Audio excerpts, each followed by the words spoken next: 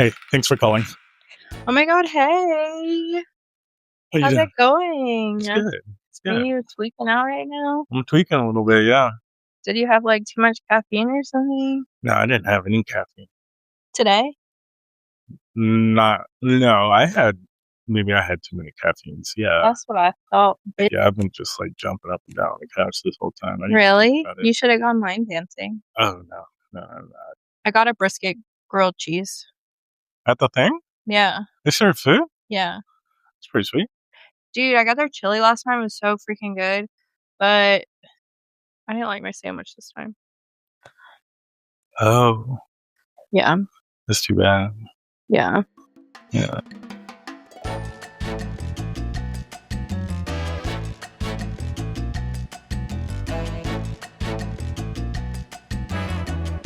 Oh, did you wanna give a summary of that book you were reading? Yeah.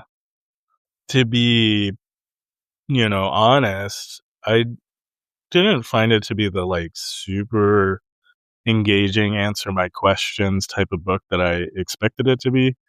But It really just told you you're a difficult person. I mean, yeah, a little bit. Okay, so for those of you that didn't listen to our first episode, if you did, thank you very much.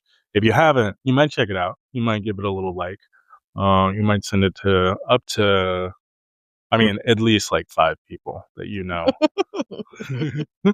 But anyways, in an early episode, I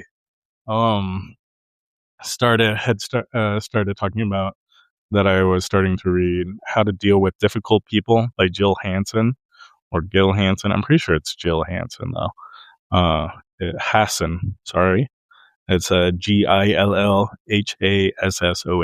How to Deal with Difficult People. And in the book, they talk about, describing what a difficult person is and what makes people difficult people and how to handle difficult people.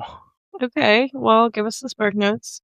So, what was the first thing I said? It was what difficult people are. Yeah. So difficult people are like, people that passive aggression is a big, component apparently, which is part of the reason why I didn't like engage super fully with this book because because if anybody's passive aggressive, it's me, to be honest with you. So, so off the bat, Jill was not doing great with Joe Dick, but but that's fine. But yeah, a lot of being difficult is about not being clear about your assumptions or expectations of people, or or vice versa, right? Like you can make people difficult by not being clear with your expectations with them. Yeah. Um, and really they spent like a lot, like I feel like 3 chapters on passive aggressive people, which Really? like, yeah, just like generally non-compliant types in your life that are like, maybe it's your kid or whatever. Oh It's my just like, god, Joseph. Don't say that about people's kids. hell, maybe it's not your kid. I'm sorry. I didn't mean to. Jesus. I mean, a lot of these types of books, they're like, this is about, your employees, but it could also be about your children or Oh your my god. elderly parents. I don't know. You didn't know that was a theme among like business psychology books? No. I'll bring it up. I'll bring some more examples next time. Okay. But yeah, a lot of them are like, you may have a employee that reports to you and you give them their expectations clearly or whatever, and then they obviously don't agree, or they're like, they don't agree with your objectives, but they don't tell you they don't agree, and that's a thing that makes your employee difficult. But I mean, children are like that too, right? Where it's like you have an objective for your child, but then like they don't understand it or they don't want to do it or whatever. And so that's why it's like these kind of like, I don't know, a lot of like psychology type activities rely on like home relationship type things and how they like impact organizations like as businesses and stuff. So that's why it's the people that study these things are normally like in the same running circles. As part of the reason why Interesting. it's like, I always thought that being a camp counselor taught me the best communication skills. Like, because like teaching a class, like you have to prepare material and convey it in a convincing way that Mhm. makes sense to people that are like not fully motivated to follow exactly what you're saying. Yeah. Like, I mean, it's the same thing in sales, same thing with like corporate training. Anyways, continuing on. So you can make it worse by communicating poorly, is basically what I got. But to be honest with you, at this point in the book, I'm pretty checked out. But it was something about like, you got to be clear about your expectations and then have like some sort of like checkpoint to evaluate your expectations of people. Because if somebody fails to meet your expectations, it may not be their fault for failing to meet your expectations. It could be a miscommunication in terms of like what you were expecting to see, but it could also be like what, like maybe your expectations were too above what this person is capable of doing. And so like they're being difficult, but you're making it worse because you're like, but they're being difficult by just blanket agreeing to your expectations. But Mhm. then, which is the people pleaser, difficult person. Yeah. But then you're making it worse because you're not like modifying a reachable goal Yeah. for the person to reach. So That makes neither of you are sense. going to be happy in the situation. That makes sense, yeah. Um, and then what else? Being assertive was a big moment in the book, and this is where I start to tune in again. So dealing with difficult people requires a confidence in yourself to believe you can handle difficult people. So to deal with difficult people, you believe in yourself? Yeah. Damn, what a spoiler. But and then with that confidence, you're supposed to be um uh really good at communicating, and then also like assertive about specifics on yeah what you're looking to achieve or expect, or the things that they might be doing that are difficult.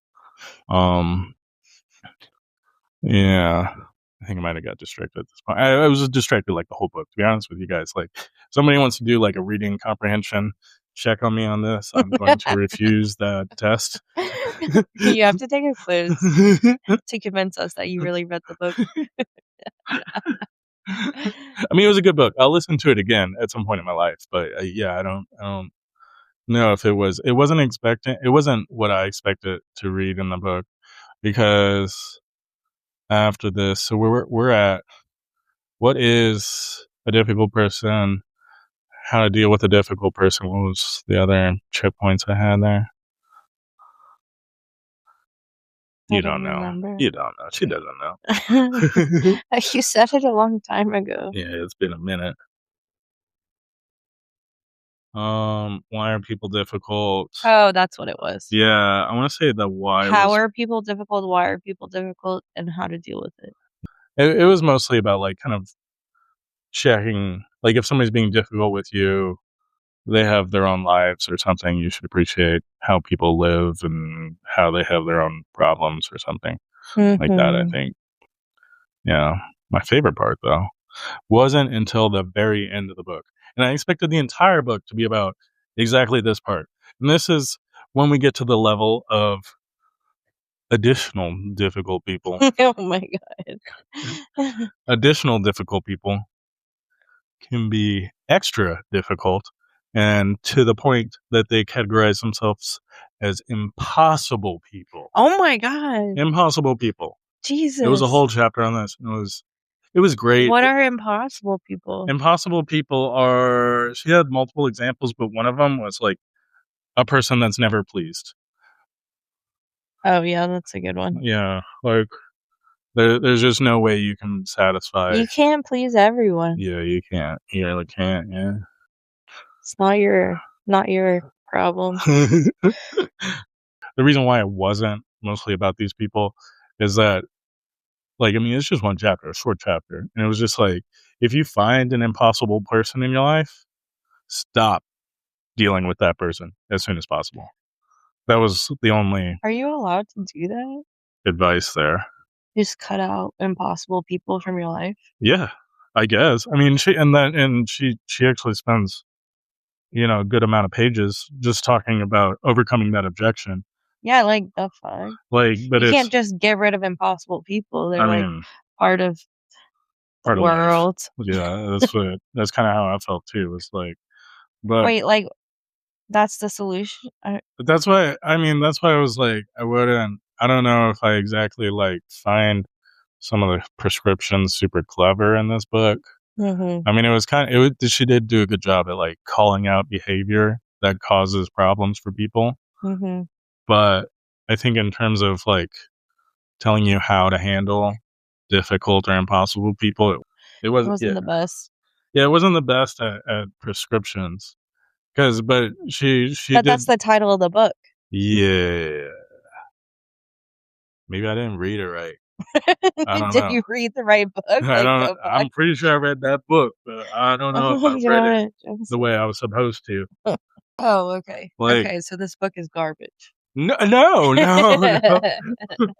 I mean, if there was a sequel to this book, I'd That'd be nice, yeah. I'd be about that. Yeah, But yeah, I yeah. do feel like there was a lot of it was just kinda like, your boss is impossible, your husband's impossible, leave them. And then you'll have so much more time not dealing with an impossible person. Wouldn't that be That's nice? such a good idea. Like, the fuck? If that was possible, then I'd just fucking do that. Yeah. So, yeah. Ugh. And I mean, there were like multiple, maybe 2, 3 chapters dedicated to how to deal with difficult people. But I definitely know being assertive was like a big part of how to deal with difficult people. Be assertive? Yeah, be assertive. Oh my god. Which, checks out because I feel like we've had, difficult people in our lives before, and I'm always down to, like, have a fight with that person, you know? With words. I don't like to fight people, but I will in the scruff if I have to. Don't think I ain't about it, but I'm classy, though. I'm a classy guy, that's why I don't do things like that. I I try to stay very level-headed when upset. Yeah, me too. That's not exactly what you're explaining, though. Oh, like, I'm level-headed when I'm in the conversation, but excuse me, I get a little psyched up. You do get psyched up. It comes off very alarming. Allah. Not alarming. God forbid a man have some emotion, right, fellas? I'm just like, yeah. Also, I feel like if I have to tell someone something I don't wanna tell them, and it probably sounds really not that mean to them, but I am, like, fighting demons to tell them that thing. Oh, yeah, I might accidentally tell somebody something I didn't mean to tell them or didn't wanna tell I 'em. will think about it for weeks, and then I'll tell the person and be, like, stressing the whole time. Damn, man, you gotta, I don't know, take a Dayquil or something. I don't know what I'm not a doctor. I'm not a doctor. Oh But my you god. you should fix that. I don't know what you gotta do. Maybe meditate or something? Yeah, maybe. Ah, crystals. Crystals. Listeners and users of crystals. If you could send some crystals to my baby sister to help her deal with her demons, that would be much appreciated because as we'll get to here in a little bit, we have some objectives for this year, or at least I do, and I'm forcing them down Leanne's neck right now. Um, Wait, what are we talking about? we're talking about your people pleasing problem. I know. Yeah. Oh, yeah. We need to do a people-pleasing test. Yeah, I'm really working on being not a people pleaser. It's it's really hard for me. But I feel like I'm doing a good job because I feel like people aren't pleased with me lately.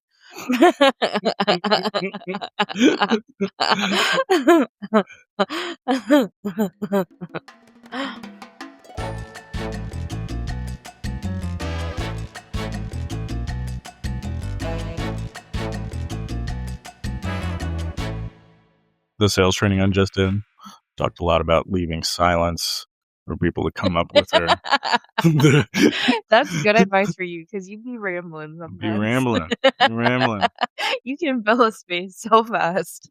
I can, but I'm pretty sure if you ask my coworkers about my, like, talkative levels, Mhm, they would have different responses on that. Like, there are obviously times, especially in, like, fun settings, mhm. where I can fill a room with what I have to say. But there are also times, like, in professional events and stuff where, like, I'm a very quiet salesperson sometimes. And that's why I think I'm so unique and special. Okay, folks, this is what happens whenever you're the favorite child. You're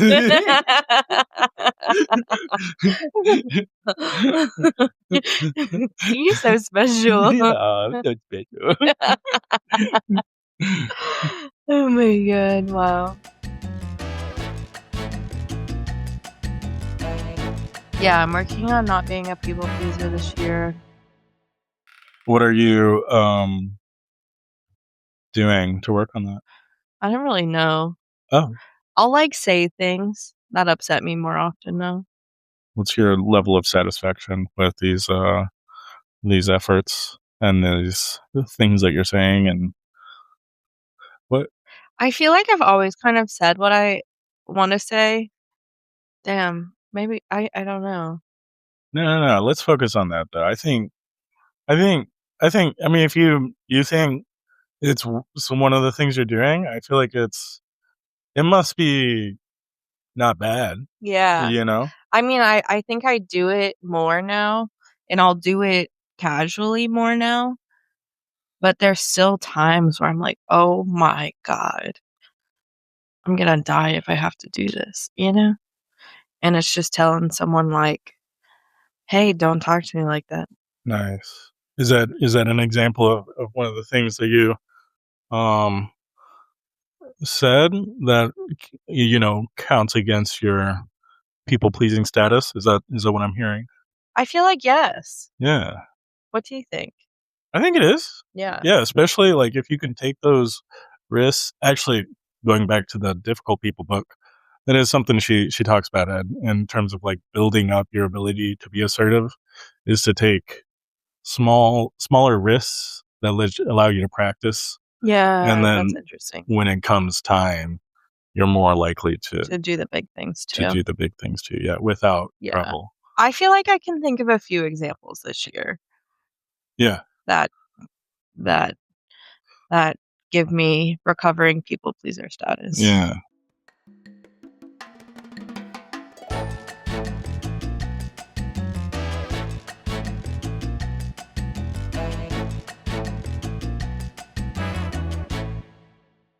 Okay, Joseph, give me a people pleaser test.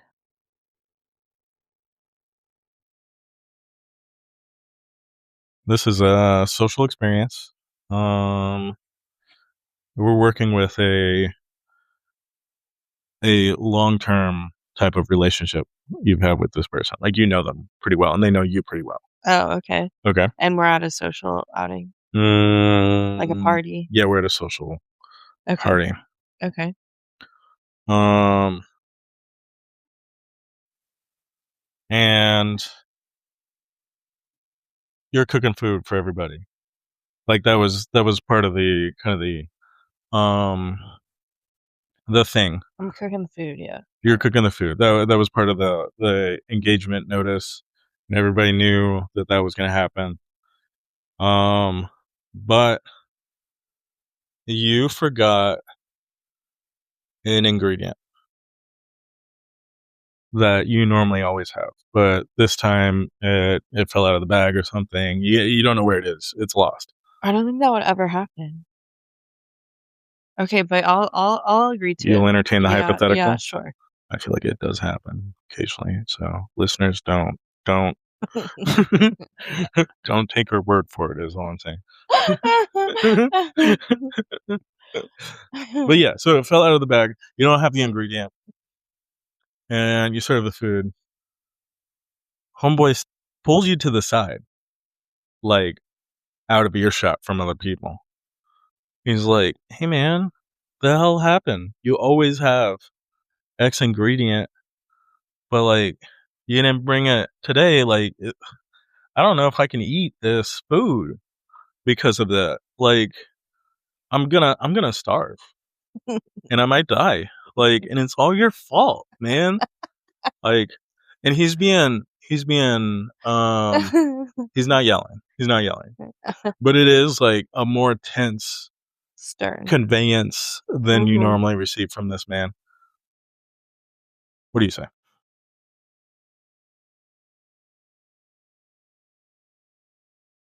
I would probably say, "Oh, sorry," and then walk away. You try to leave, but he grabs your shirt on the sleeve and keeps you from walking too far too quick. Why would he do that? He says, "Hey, I thought this was part of how this meal is cooked, and you always have it, and now it's fucking worthless." Oh my god. This person's so mean. The volume got a little higher on this exchange here. Oh no. He's so mean. What do you do now? I'd probably go find my brother, stand behind him. You're getting a D right now. Whenever someone's talking to me and I don't want to talk to them, just go stand by my brother. I'm like, hey, my brother should be here for this.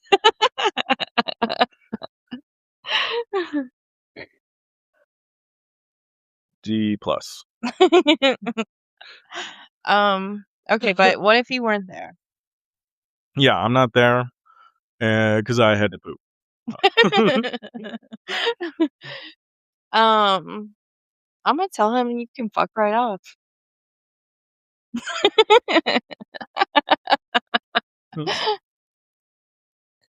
Okay, yeah. I'll give you a B. Yeah, that's only if you weren't there. Unhand me, you scoundrel. Would have included that. I would have said you can fuck right off, and I probably would have left in 30 minutes. He's at your house.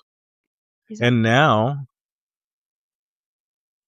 He's at my house? yeah, we're at your house, and he's And been drinking on an empty stomach because he didn't want to eat your garbage food without the special ingredient in it. So, where we at? What are we doing?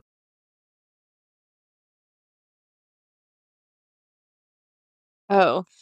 Hmm. You're doing really well so far.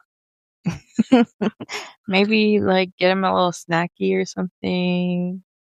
Is it a man or a girl? It's a dude, yeah. Oh, it's a dude. Yeah. Oh, okay. Yeah, Yeah, what maybe girl is gonna get crazy like this because there's no ingredient in the food? Like, not gonna eat it? What? I've never seen a girl be so unreasonable.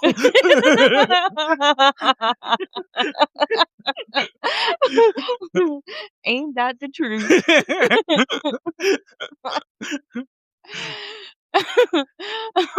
Uh, yeah, I think I would, so what was the last thing he said to me? He's being sweet now. He's drunk. He said, "Thank you so much for having us at your house. The food you served was garbage." I'm like, But God I have damn it, so we don't much even fun. talk to anyone that's even similar to this. So it's hard to imagine. Yeah, no, this is pretty off the wall. But how do you get this man out of your house? What are you gonna do? If he was being mean, I'd be like, "Hey, can you leave actually?" Damn. You heard that? She cutthroat. She cutthroat now. She been practicing. She was just hustling earlier. That's good. I'll give you a B plus on that one.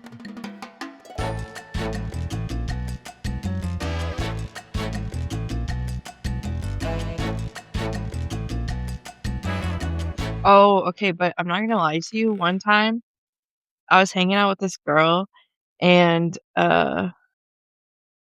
she, like, wouldn't leave my house. Like, we were supposed to hang out at a coffee shop, and then she was like, "Hey, actually, can I come to your house?" And I was like, "Yeah, sure." And so she came to my house, and then she just started drinking so much, and she, like, wouldn't leave. And then she asked if she could sleep over, and I was like, "I guess." And I kept telling her, like, "Hey, by the way, I'm going to brunch in the morning, so you'll have to leave around then." And, yeah, she just, like, stayed up all night, and she was trying to get me to do, like, Adderall with her or something. And I was like, I got a birthday brunch tomorrow, like, I can't." And, Then you ended up doing Adderall? no, I didn't do Adderall, no. No, I didn't. I went to bed. But anyways, I get up, and I'm, like, kind of expecting her not to be there, and she's still there, just chill, and I, like, try to wake her up to tell her I'm about to leave, and she was like, "Can I just stay? I'll just close the door when I leave." And I was like, "Yeah, sure, whatever." So I got a brunch. I'm gone for, like, 4 hours, probably, like, a long time, and I'm like, "If she's still there, I'm gonna freak the fuck out." She was still there, Oh yeah. and I was like, "Oh my god, like, I don't know what to do." So this lady's been at your house for like 16 hours and No, way more than probably 24 hours at this point. 24 hours at this point. Yeah. And what did you do? Um, I called my boyfriend over. My boyfriend at the time, I called him over, and I was just like, "Yeah, just, like, hang out, and maybe she'll leave." You're a difficult person.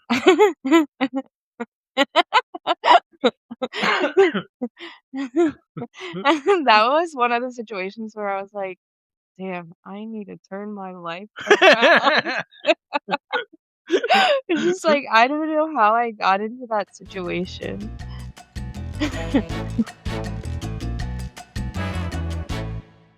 I'm gonna bleep this out, but it was my Oh, damn. Yeah, you really do need to turn your life around. I can't believe.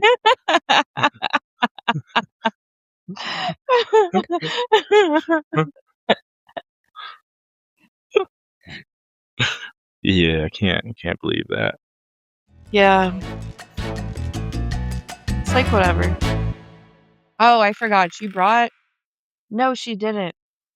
I was, like, offering her, like, I was like, "Oh, do you want something to drink?" Like, and she asked for alcohol, and I was like, "Oh, I have, like, tequila, I think, but I don't think I have anything to mix it with."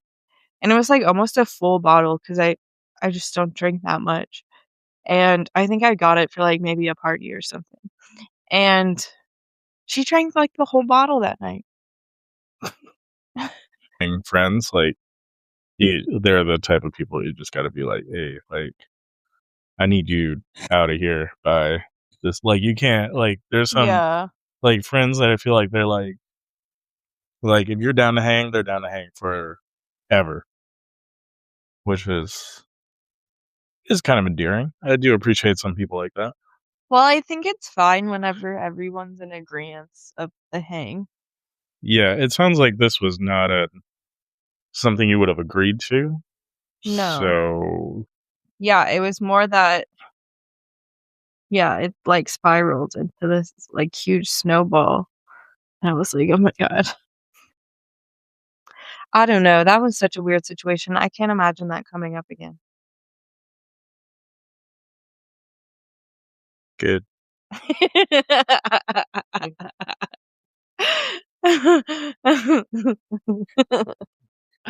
Yeah.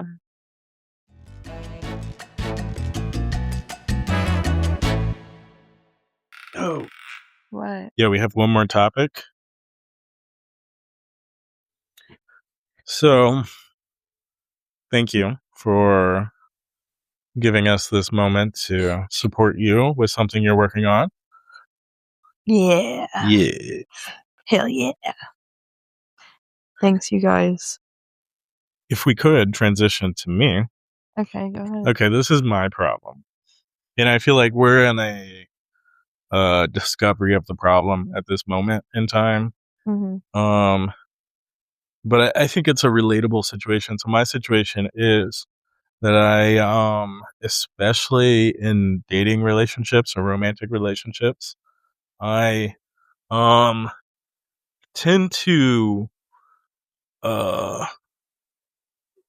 find issues with the person I'm dating. Like we could be pretty aligned in terms of goals and Yeah. expectations Yeah, you kind and of do whatnot. that with everything, though. Yeah, let's expand on it. Let's go ahead and roast Joe Yeah, in you're hopes of discovering the impossible problem. to please. I could plan literally the perfect day for you, and you will find something to be upset about. Okay, maybe turn down the roast level Oh, okay. Sorry. Sorry. just a It's little my bit. bad. I mean, it's That's my bad. kind of rude right now. This is yelling at me in front of my friends.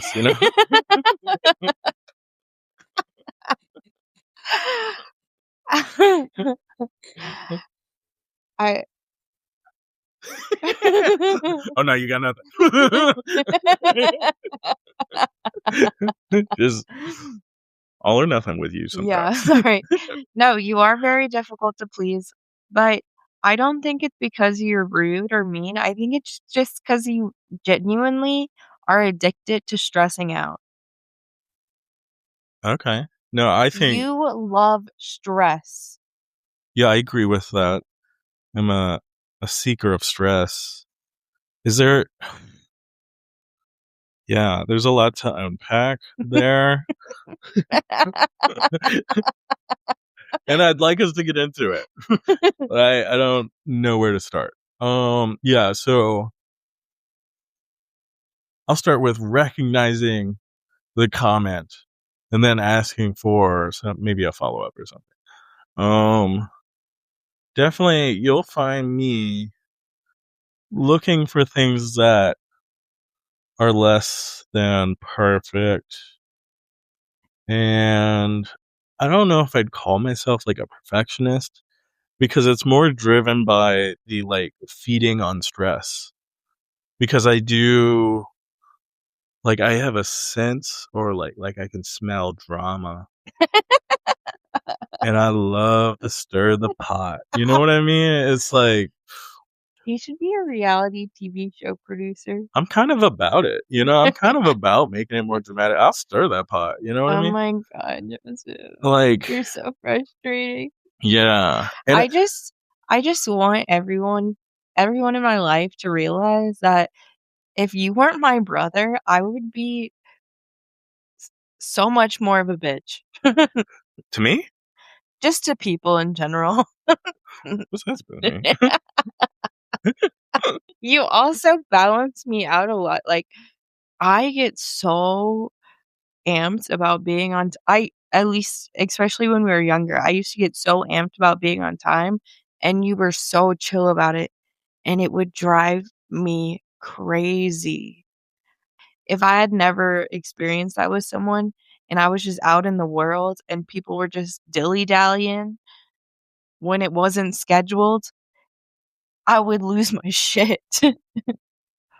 She still does, listeners. You can go ahead and write into the show. Give us your best breathing techniques or something to in the Shut middle of the road. up. Shut up. Oh my god. You need a dilly-dally when it's scheduled, Joseph.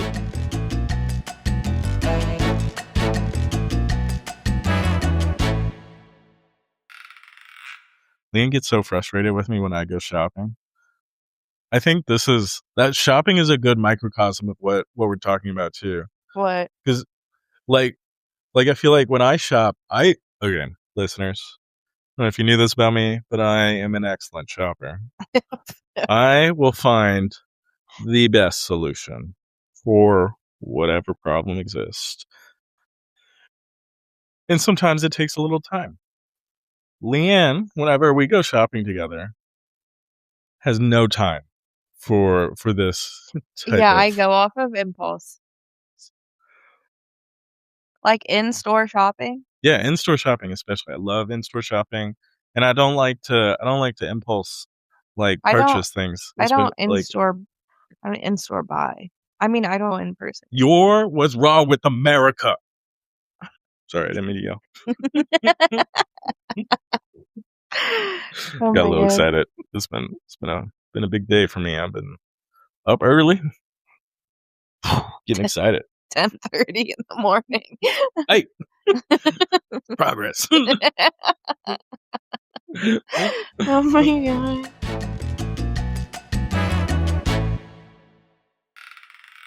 Well, you'll be standing in one store for like an hour and a half trying to decide something.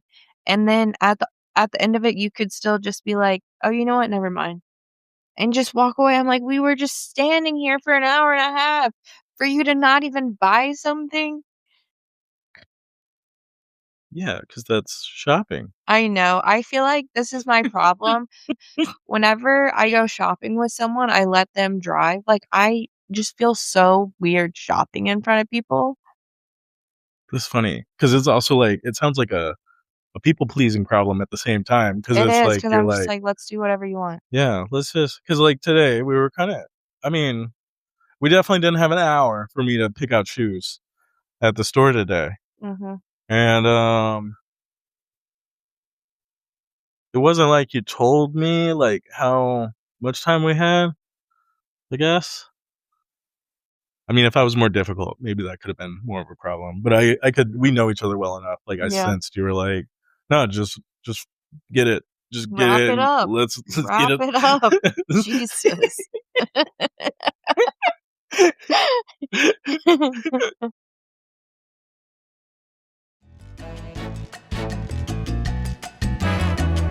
To your credit, back when I was younger or, like, a few years ago, man, I had loved being pissed off. I love being upset. Like, and I feel like there was a click when I moved here, It like, definitely runs in post our family. 2023, where I was yeah.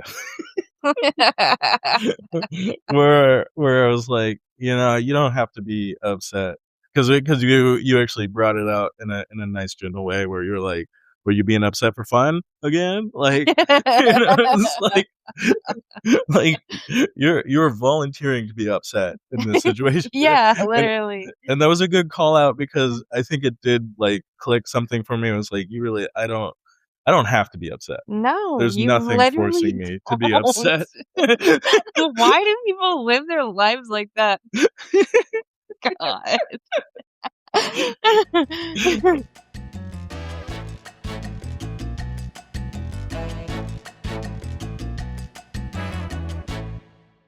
Okay, but and then the second part of what you were describing, though, is the drama-seeking issue. Like, because it's not just, like and this kinda Yeah, it's not just like you like to stress about things. It's also if you don't have something to stress out about, you will find something to stress out about. I swear I'm not as toxic as all this sounds, but also it's not wrong. No, like you just need somewhere to place it. Like I think there's healthy stress. Like there's things like Like, work. there's a level you should There's a meet. level that keeps you stimulated. Like Yeah. you say this about me all the time. Sometimes I get really into like planning something and you're like, "Why are you stressing out so much about this?" Because that's the stress I like. I enjoy the stress. I think it's fun. You know what I mean? Yeah. And same with like, "Oh, I have a big pottery order." I'm like, "I have to do all these things." It's like I'm stressed, but like I'm excited. Like I'm passionate. It's like something I'm really into. Yeah. And I think that's how I've handled like being obsessed with stress too, because like, I can't say I'm not obsessed with stress as well. Is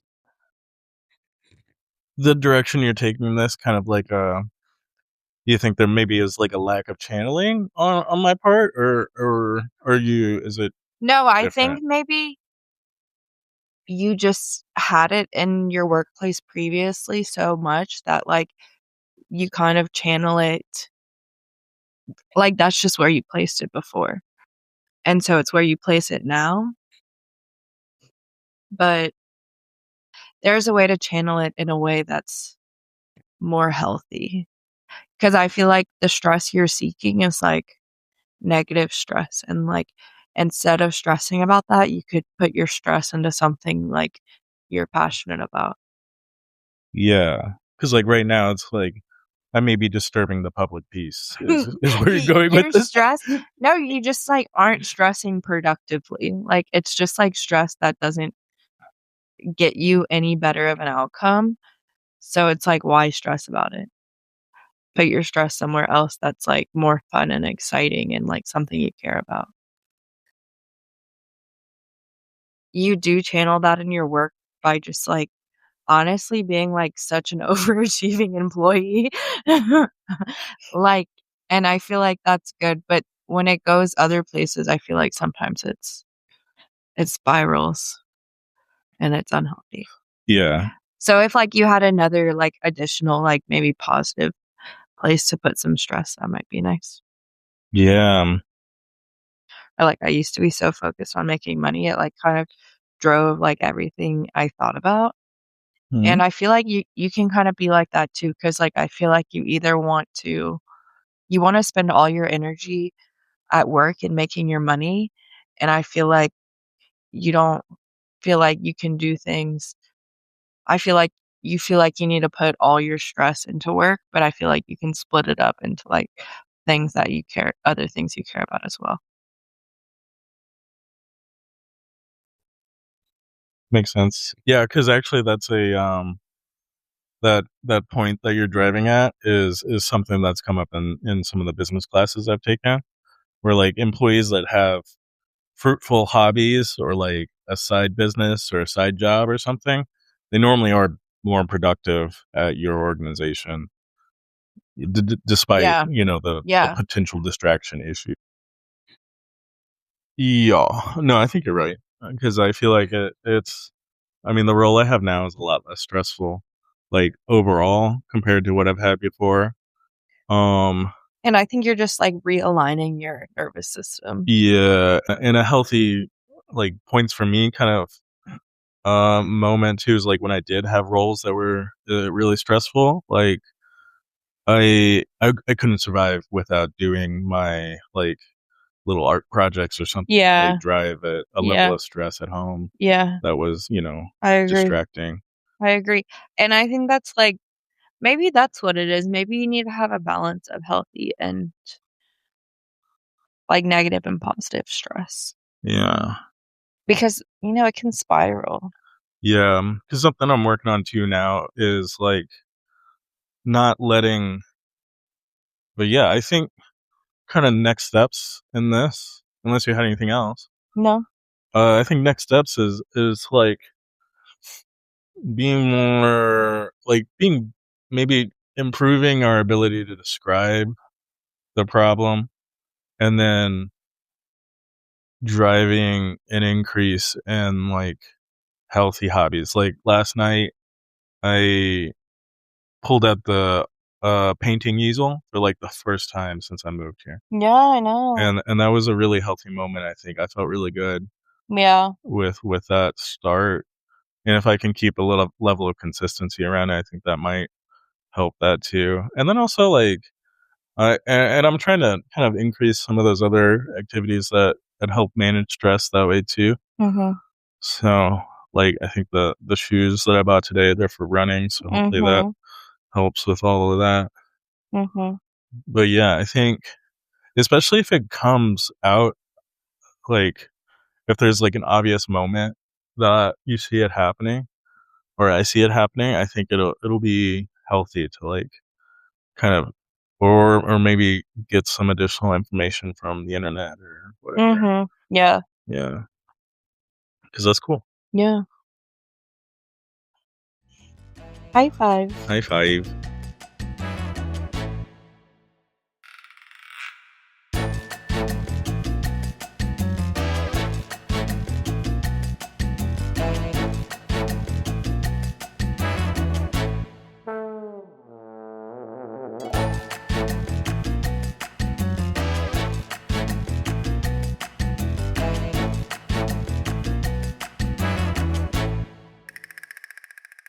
Thank you for listening to today's episode. This has been Sibling Shenanigans with Joseph and Leanne Dick. Come again soon. Like and follow for more.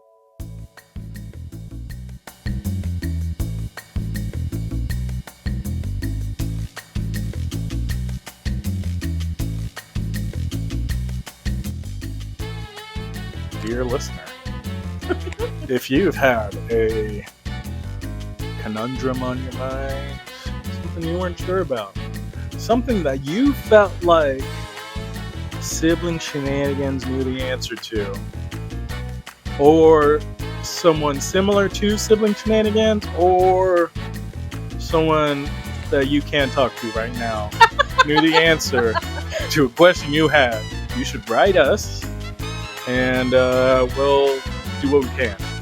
We'll give you an answer on the pod. On the podcast? Yeah. Yeah. We'll keep it in that. Yeah.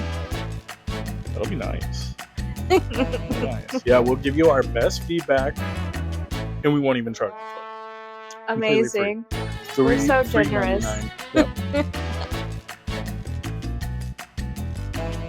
Keep saying deals. I think it's funny. Okay, go ahead. Dear listener,